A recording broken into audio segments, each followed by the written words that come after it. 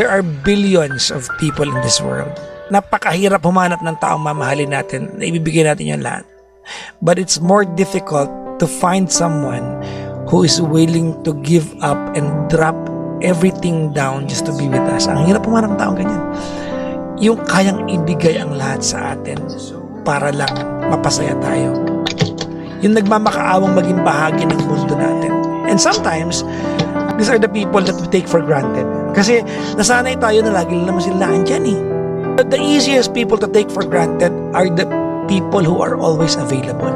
And the only time that we realize the value of these people ay pag wala na siya. Nag-iba na yung nakikinabang sa atensyon na dati tayo nakakakuha. And I'm afraid it might happen to you if you do not change your ways. And you are 40 years old. Truth be told, you do not have the luxury of time. Wala kang mahabang panahon sa mundong ito para humanap ng tao magpaparamdam na sobrang ganda mo at hinahanap ka palagi. Kung pride lang to, baba mo na yan.